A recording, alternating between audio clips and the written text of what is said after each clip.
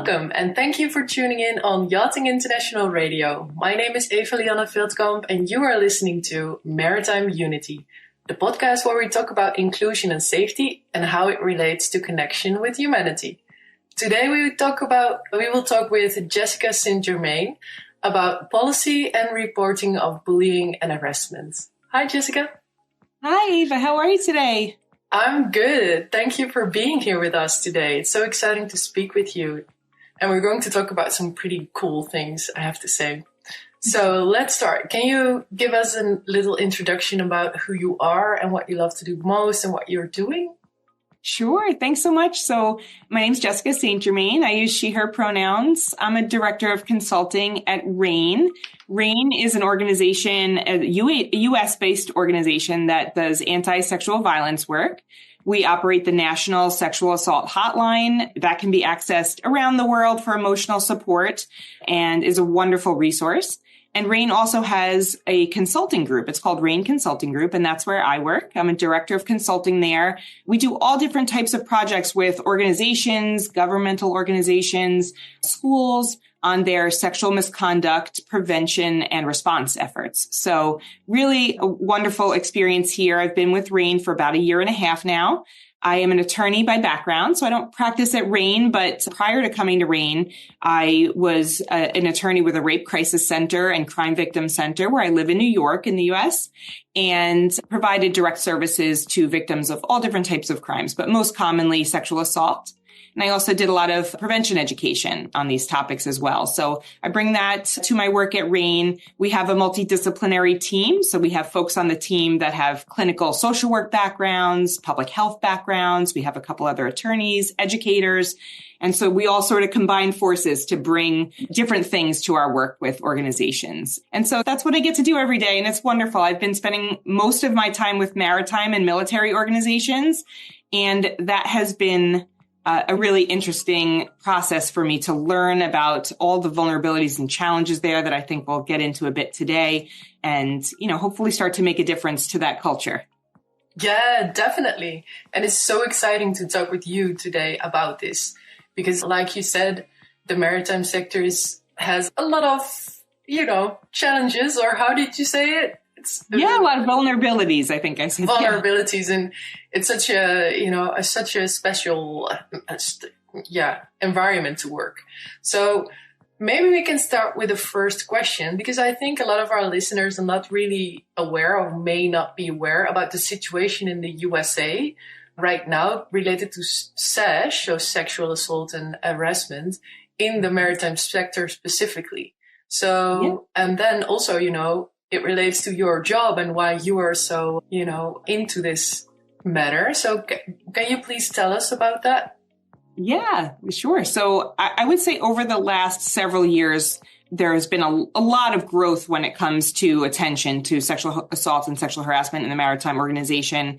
There's been, some certainly historical incidents, the Midshipman X article, and, so many different strides that have led to changes in prevention and policies when it comes to sexual assault and sexual harassment. There's been the Embark standards. Every mariner builds a respectful culture, and that has enacted a lot of regulation and guidance for vessels that have folks on board for their sea year. And so, a lot of changes lately. I think there's still a really long way to go, but I think it's a beautiful thing that folks are talking about this a lot, that policies are starting to pop up that really are supportive of different reporting pathways and, all of those pieces that are so crucial to making change here. I think in the past, those vulnerabilities really just made it almost impossible for folks to get support. And so I do see change happening, but I still see resistance. I still see, especially, maybe some stigmas that are really still present that make it difficult to bring those policy changes to life. So, when we have a lot of policy and regulation, that's really important. But when practices sort of on the ground don't necessarily match with that, the culture still has a long way to go. And so that's really where we're trying to focus our work. So I would say the U.S. maybe is, hopefully leading the charge when it comes to this issue. I think there's a lot of conversation about it. There's a lot of training about it. I think we can do better with all of those pieces, but I see a lot changing over the last few years. Yeah, me too. And I think also you see a lot of changes in the working environment this way. So to just make people really understand, because I think outside of the US, not a lot of people know what the Midshipman X article or what really happened. So, and maybe you can please correct me if I'm wrong, but I think that, you know, there was a big news article in the biggest news, how do you say that? Biggest news channels. Outlet? Right? Yep. Yeah. So in newspapers, on the television, everywhere. And people were talking about not only what's happening on ships, but also on maritime schools and just what, you know, what seemed to be the basic behavioral norms, I think. And then it turned out that these behavioral norms were really hurting people, but deeply, right?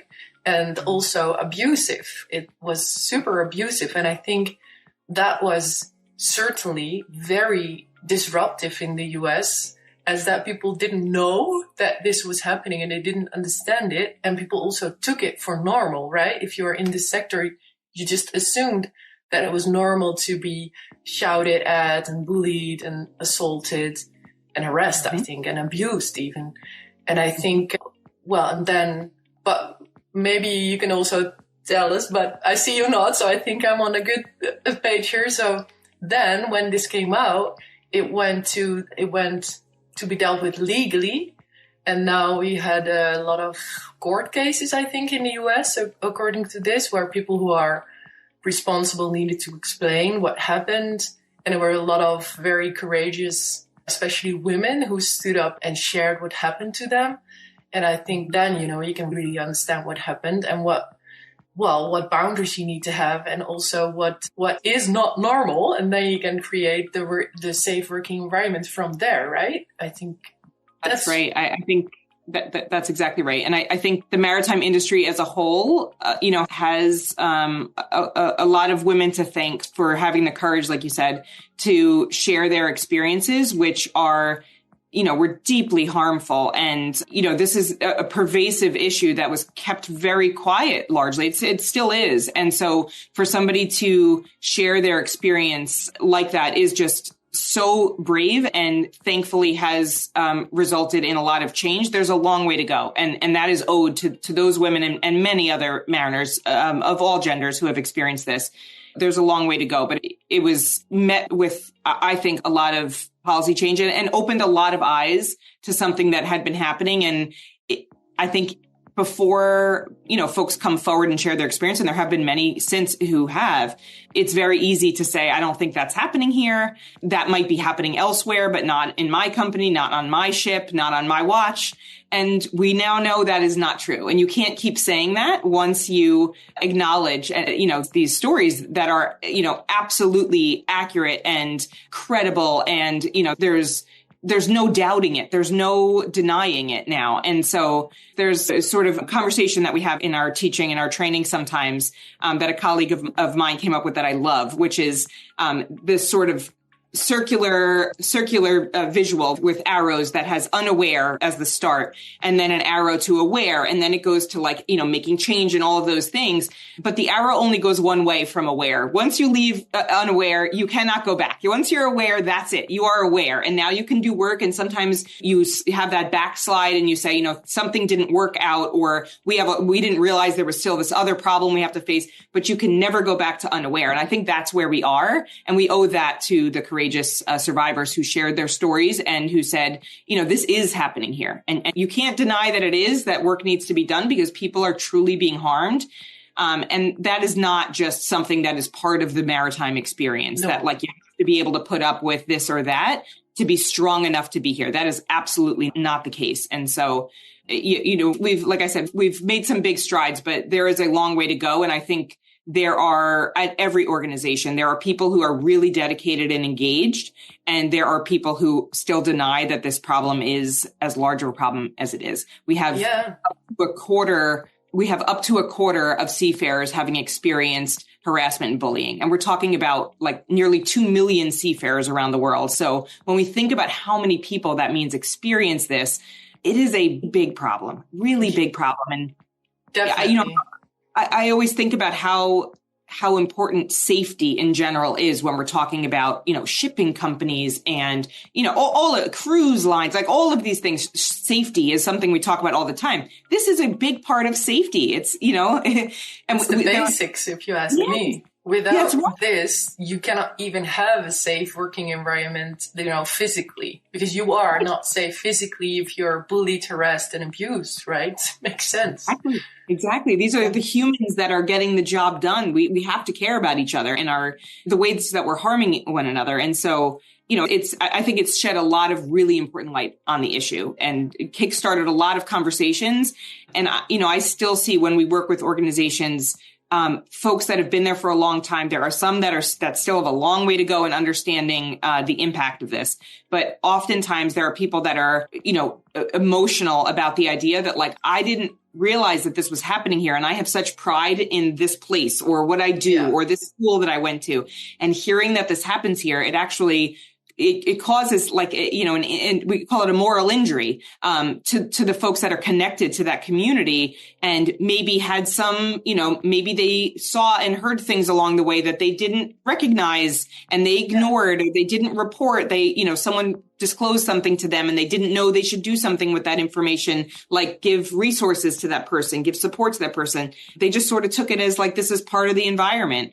And that causes a lot of pain and guilt. And so we all have growth to do here. Yeah, definitely. And I think that goes back to what you just explained. Like if you are aware and you have it make a circle, but if you make that like into a 3D model, let's just imagine that, you will go around. I think it's a spiral, right? You will spiral up together because once you are aware, you actually are capable of making a choice.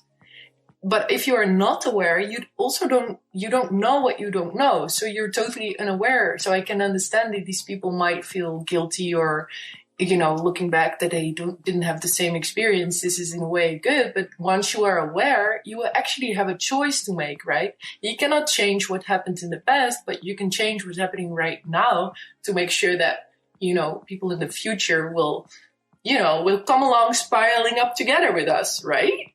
Yeah, I love that. Great. Yes. Yeah, and also just to give, because when you were talking about, sorry to come back to this again, but I really want the listeners to understand how big the Midshipman X thing is in the US, still is. I think we have a terrible court case in France right now, with Giselle, the very courageous woman, which I like, that's just like changing, shifting, spiraling up everybody in this way. And I think especially in the maritime sector, the Midshipman X articles and everything that was talked about really did the same.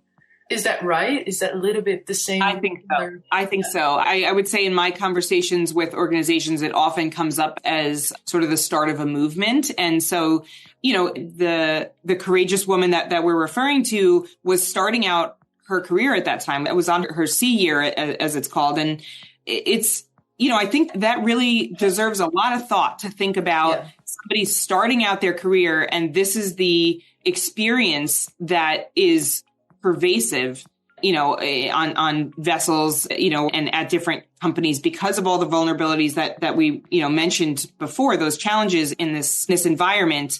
It created a really unsafe, you mentioned abusive, absolutely unsafe, harmful environment that, we can't ignore that when somebody comes forward. This is somebody that is starting out in the maritime world and, I'm sure came in with such excitement and energy and positivity, to start out in this world and have worked so hard to get where she was.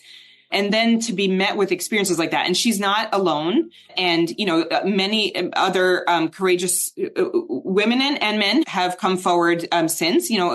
This is an issue that affects all genders. And while it affects women, most statistically, it's certainly something that affects all genders. And even that, I think, is a sort of a hurdle to get over for this industry. There are a lot of people that don't even acknowledge that or cannot acknowledge that and are shocked by the statistics. But, I think it really did kickstart a movement. And for that, we all should be grateful, because there are so many people still to this day suffering in silence. And so not only does that hopefully make them feel less alone, but hopefully encourage them to get support in whatever way is comfortable for them, whether that's telling a peer or calling a confidential hotline or accessing, a resource just on their own, whatever it is that's comfortable. It's not always coming forward and making a formal report. That is not always the answer that feels most comfortable. And I think that's something that leads to what you were just mentioning, that unawareness. We often will talk to organizations and they will say things like, actually, we're doing really well here. We haven't received reports in years, or we have one report for a minor bullying incident and that's all. And, part of my job, I feel, is to bring them along to understand what we call the reporting paradox, that when we don't see reports, it's often a sign that the problem is actually much bigger than an organization believes in many ways. When reports are coming in, it means that people feel comfortable making those reports, that people know how to make those reports. The reporting process is accessible to them. They know who to go to and what they will need to share and what happens next. All of those things are really important for a survivor to make an informed decision about how they want to handle their experience. And when those pieces are not there, or a culture is so harmful that somebody does not feel safe coming forward, they keep this to themselves, or maybe they just tell a peer and they don't tell somebody who, triggers a formal report. And that's typically a sign that there's a lot going on that needs to be worked on. And rather, organizations think it's a sign of these incidents not happening at all. They're in that unaware place. Yeah. And so there's sometimes resistance to dedicate resources and effort to this issue because they think there's no need, because there's no one making reports. So there is no sexual assault happening. There's no harassment. There's no bullying. Nobody's telling me. Or, we had one report, but it was something minor. But let's think about how difficult it is to make a report about something like sexual assault and to have to go through all of the things that a survivor goes through, the self-blame, the fear of retaliation. We could go on and on about all of the concerns a survivor has to face. Whereas if there's something minor that happens, perhaps that person is less concerned about retaliation. They're less worried about, the shame that they might feel for themselves, which, although the rest of us know that they shouldn't feel ashamed, that's a natural feeling a survivor might go through. And so when somebody goes through something that, is on that other end of that continuum of harm, as we call it, all of the different harmful behaviors that we might see, something like sexual harassment or sexual assault, it's very possible they won't make a report. And so the lack of reports certainly does not indicate a lack of incidents or a lack of need for support. And that's a difficult thing, I think, for a lot of leaders to process, to say, I don't know of anything, but I still need to act. Yeah, definitely. And so before we hop into this, maybe dive a little bit into what you can actually do with your policy and maybe procedures, or what you can really do as an organization, because I would love to dive into this. I think, oh, now I forgot it. Oh. I have too much going on upstairs that we lose track. I think, I know it again. So before we dive into what we can really do about policy, I think it would be good to talk about that. I think in general, we see a little shift right now in the maritime sector, but maybe also outside of the maritime sector. Because what I'm noticing is that a lot of organizations outside of the organization who actually employ people ask and demand sometimes policies for social and psychological safety. So, for example, the other day I came across, so I work in a ship management company, and we needed to prove to a shipper, so the company that has cargo and want it transported, that we really took care of the people we employ and that we kept everybody on board safe and also in a psychological and social way. And I think this is so encouraging to have, because then you don't need, it's good if people can speak up and report, of course, but you don't have to wait for that. You don't have to wait for people to be hurt and be destroyed. You just can create a safe working environment right now for everybody. So that was the thing that I wanted to touch on a little bit. So could you please tell us a little bit more about what good policy in this respect has? Yeah, that sounds great. So our work at RAINN Consulting Group sometimes starts with an assessment. We'll look at the policies and the practices, the procedures that are already in place, and see where there are opportunities to strengthen them, to make them more trauma-informed, which is so important. Let's think about for a second how it might feel for a survivor to read a company policy that leads with something like, what happens when someone makes a false report? I see so many organizations that have a big, strong, robust policy about false reports. Now, what we actually know is that false reports are extremely uncommon. There's under 8%, sometimes as low as 1 or 2%. And so leading with that, when we know that is absolutely the exception and not the norm, tells a survivor that there's a very good chance that we're going to assume that you might be making a false report, that something happened to you. And so when you're already facing all of those barriers we talked about, fear of retaliation, self-blame, embarrassment, questioning like if they're going to be perceived as the cause of the harm that they suffered, all of those things that somebody might be going through. And then they go to the report and they say, the policy, and they say, well, let me see what would happen if I made a report. And the first thing they read is about false reports. Do we think that there's any chance that this person's going to feel comfortable coming? We're putting people in an impossible position to talk about something that is extremely difficult and traumatic and face this steep uphill battle about the response they're going to get. So, so many times we see policies leading with things like that instead of that, like that's not what we would call trauma informed. That doesn't take into consideration, first of all, the what we realistically know, what statistics and research tells us about these incidents, how often they happen, how infrequently somebody would make a false report. They're also not cognizant of what trauma does to somebody. And so we really want to keep that framework in mind when we're looking at a policy. Is it trauma informed? And is it fair? Is it accessible? Is it equitable? All of those things.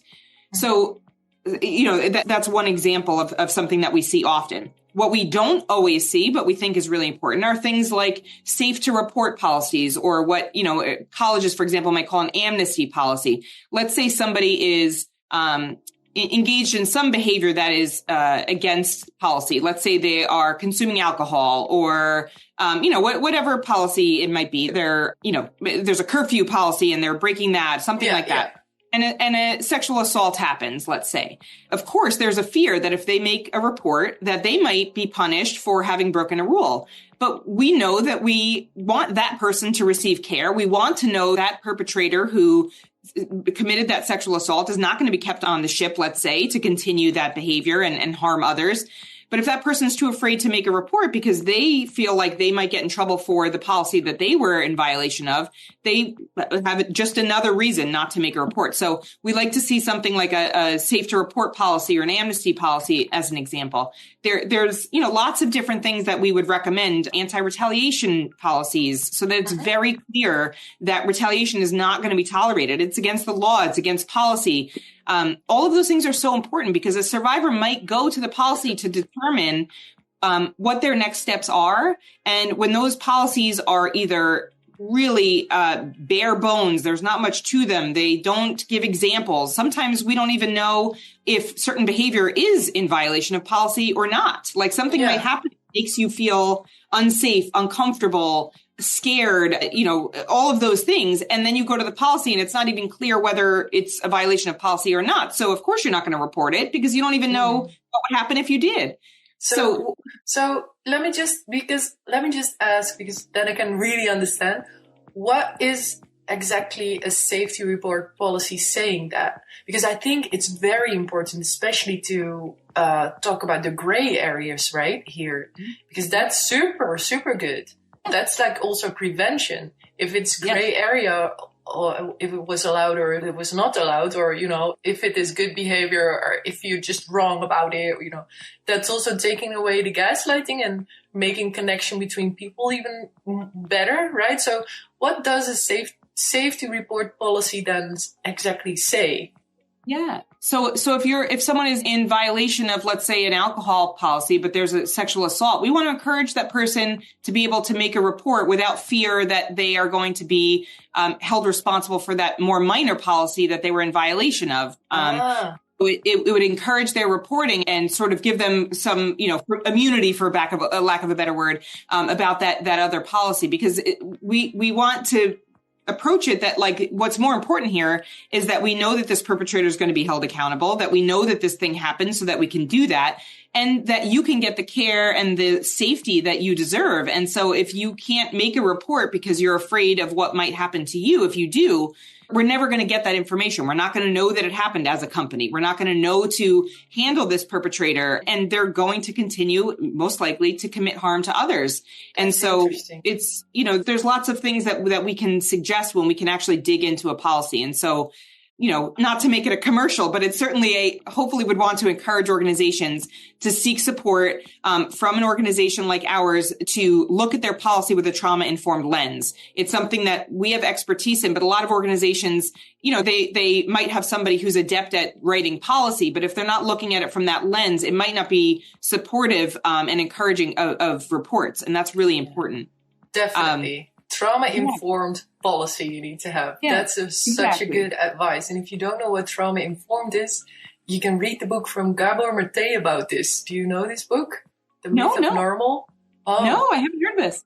Well, if you're listening right now and want to know more about what a trauma-informed society could look like, then you need to really... I will make sure there's a link to this book. It's called The Myth of Normal by Gabor Mate. I can recommend very much reading that. That sounds great. That's awesome. Yeah. The more we learn about these things and talk about them, the more we normalize this conversation, and attention to these issues. And it's just so important. I think it's not how many mariners came up through the ranks, right? Talking about these things, even just in general, like when we were young, we didn't have education about these things in school, about healthy boundaries and consent. All of those consent, things. Yeah. If you're talking about alcohol, that's a good point of discussion about what consent means, because I think, I'm not, you can say if I'm not right, but if you're drunk, you cannot even have consent. Right. Yeah, you cannot even have a consensuous situation with somebody. So you're not able to. Yeah. So then, going back to the reporting things, then it's really important that you're not getting any negative consequences for speaking up because you drank alcohol. Yeah. It's important to say that you just did, because, we're all human. Mm-hmm. Also. Yeah, that's exactly right. And there's children in school are learning about those things now, but we didn't have that education when we were young. So I do feel optimistic, as much as, we spend all day dealing with these issues, and it's very easy to get negative and say, geez, this is happening everywhere. This is such a huge problem. And that is all true. But I do feel optimistic because people are having these conversations from the time that they're in elementary school now. And so it's going to be much more normal to talk about these issues and to have structures in place that support healthy environments and psychologically safe environments, physically safe. We're talking about even physical safety here. Yeah. And it's part of the conversation now for younger folks that are coming up. But, us folks who've been here for a while have learning to do. And so I think, when it's often a barrier that we see with leadership, for example, who have typically been around for a while, and that's why they're in those leadership roles. This might be, the last 5 or 10 years might be the first time they've even heard some of these terms in the first place, to have to think about something like psychological safety or, boundaries or consent. In this context, it might be new to a lot of people, and certainly new to think about the prevalence of these issues and how things like the chain of command structure, the male-dominated environment, the, isolation that folks feel at sea, all of those things play into an environment that we need to devote a lot of attention to safety, because it's not naturally there. We've got a lot of uphill battles to go. Well, definitely. So before we close out, I want to emphasize, because I really liked what we talked about, and you gave so much tools what we can do and what people can think about. Also, I really want to say, if you have any questions about what we talked about, please leave a comment. So, we can come back to that and answer. So I really want to talk about vulnerability and weakness, because I think especially in the maritime sector, there's such a big misunderstanding between vulnerability and weakness, right? To be vulnerable and to be sharing what you are feeling is not a sign of weakness. It's the other way around. It's really the other way around. You can be so much more stronger and trusted if you are able to share what you're feeling, right? And if you're able to make connection to your team, even especially as a leader, I would say. So is that also your understanding of the sector this way? Absolutely. I think in working with different organizations and military organizations, I hear from a lot of people that they are afraid to speak about their experiences or to ask for help, because they are afraid that they're going to be seen as unfit for duty or unsafe to operate a vessel or a danger to be around because they have experienced trauma. And none of those things are true. And so but the stigma is absolutely there. There is a real fear to ask for help. And I say that because it goes beyond just making reports of sexual misconduct, but rather to ask for help at all. I mean, if somebody is struggling with mental health, with bullying, any of those things, to say, hey, I need some support, or I'd like to speak to somebody for some support. Like, let's take a cadet, for example. There are programs at the academies and at colleges for support, but people are afraid to access them. And so if we actually could have, special vision to see how many people need help versus how many people are accessing help, there's a huge disparity. And it's because it's fear-based in many cases, because they're afraid that they're going to be seen as weak and not strong enough. And these, many times this is certainly across the board, all age groups, all roles. Yeah, but definitely. In speaking about, people who are starting out their career, they're afraid that's going to follow them, that they're going to be seen as weak, or, and that's something that is so, strength is so celebrated when it comes to maritime, law enforcement, military, all of these different categories. Strength is celebrated. And what should be celebrated, like you mentioned, is their strength in coming forward. When we think about the Midshipman X article, that is strength. That's courage. Definitely. Wow. But I am sure that that many others in that person's position, and I don't want to speak for her, but, perhaps her as well, if not many others in her position, probably struggled for a while with fear of coming forward because of that. And rather, many of us see that as strength, but on the whole, there's a fear, and there are many people that will treat it as weakness. We have a long way to go there. That is a real big problem, that people are seen as weak if they come forward and ask for help. And it's just the opposite, like you said. Yeah, and let me because I just thought about something. So we will make this episode a little bit longer. Sorry for you listeners, but this is important.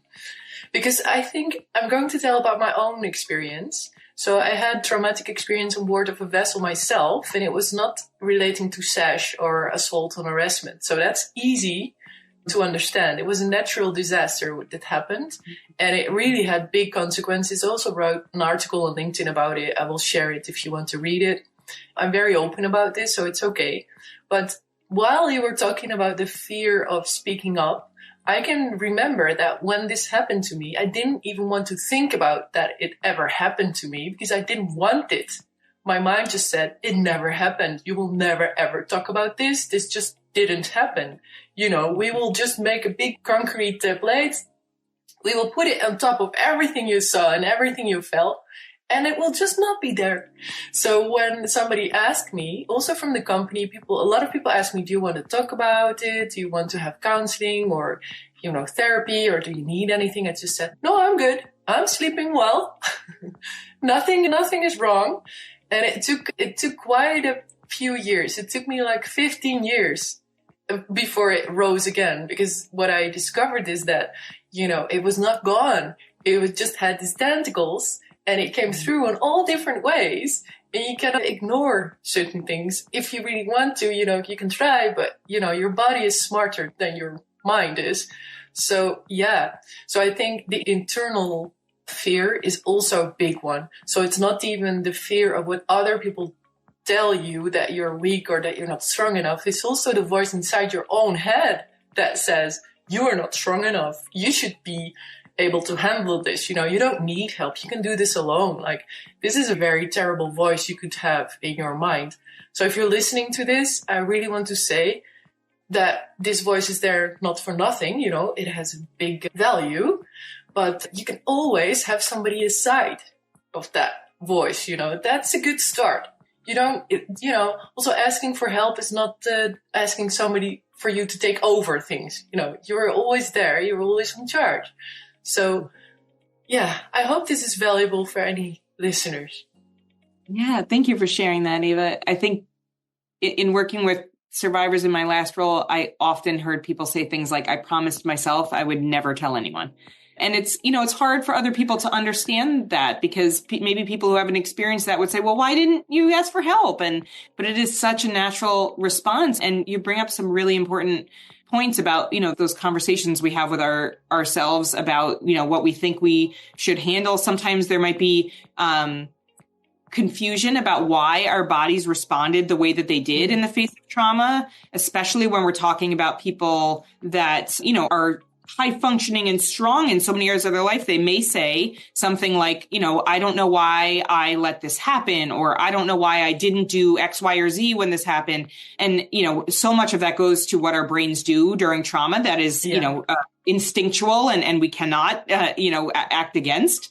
But it's, I really hope that this will help reframe for folks that it really is strength to go through these things and come out the other end, and especially, to move forward in whatever way is comfortable, whether that's talking to a friend or, accessing a resource, making a formal report. Like, there's a number of different ways. It doesn't have to look the same for everybody. There's no wrong way to handle it, because everybody has to do things in their own time and in their own way and have that agency. Like you said, nobody else gets to take over control and say, this is how we're going to help you. It's like, rather, you have to be in that driver's seat. And that's when you're getting good care, when somebody can support you and say, I'm here, but you're in charge. What can I do for you? Like, you're still in charge of what that healing looks like. And so I thank you for sharing your experience. I think that hearing that can be really helpful for others to not feel alone in it. Yeah, I hope so. So thank you very much for saying that. So I think we came to the end a little bit. So before we end, I want to ask you this question, and I'm asking it to all the people on my podcast here in Yachting International Radio, because my biggest wish is for us all to see and recognize the human kindness within ourselves and in the other. So my question is, what makes you feel human and in connection with humankind?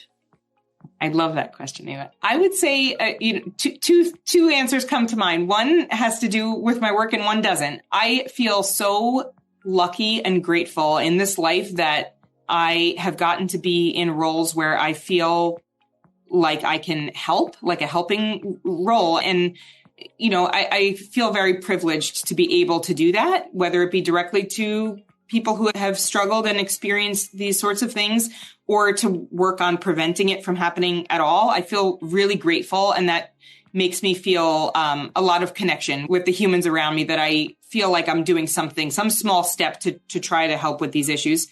And the other thing is just being with my family. I have 2 children and a husband, and it makes me feel so fulfilled to be able to spend time with them. And so I am, always recharged by that sort of time. So thank you so much. Appreciate that. That's wonderful. And also, I think a lot of people recognize, right, that you can just fill your energy cup by being around your favorite people, and then, ooh. Yes. So much love. Yeah, that's nice. Thank you for that. So, and also, thank you very much for this interview today. It was so valuable to listen. So thank you for having me. Thank you.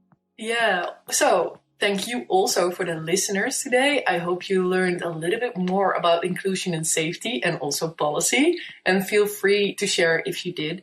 And before we say goodbye, please remember to be grateful to the earth and open to the universe. And I see you in the next episode. Tot ziens.